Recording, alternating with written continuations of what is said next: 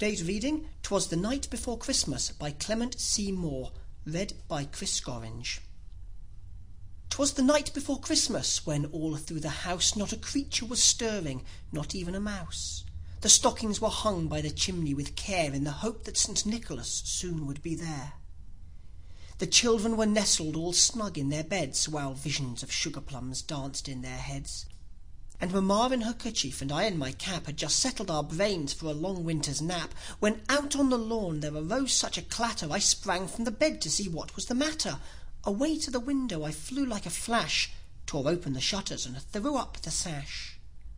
The moon on the breast of the new-fallen snow gave the lustre of midday to objects below, when what to my wondering eyes should appear but a miniature sleigh and 8 tiny reindeer.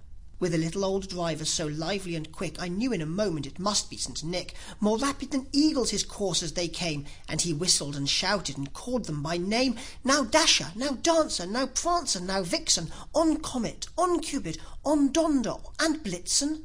To the top of the porch, to the top of the wall, now dash away, dash away, dash away all.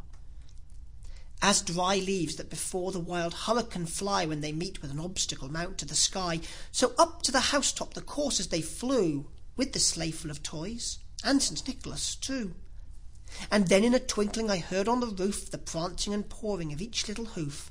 As I drew in my head and was turning around, down the chimney St. Nicholas came with a bound. He was dressed all in fur from his head to his foot, and his clothes were all tarnished with ashes and soot. A bundle of toys he had flung on his back, and he looked like a peddler just opening his pack. His eyes how they twinkled, his dimples how merry, his cheeks were like roses, his nose like a cherry.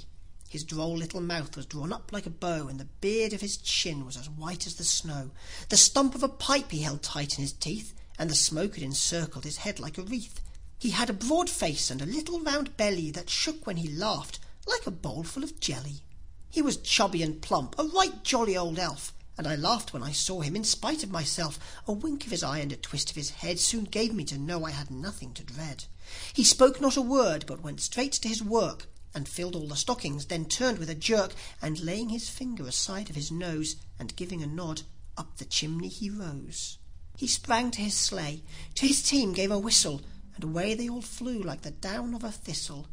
But I heard him exclaim, ere he drove out of sight, "Happy Christmas to all, and to all a good night."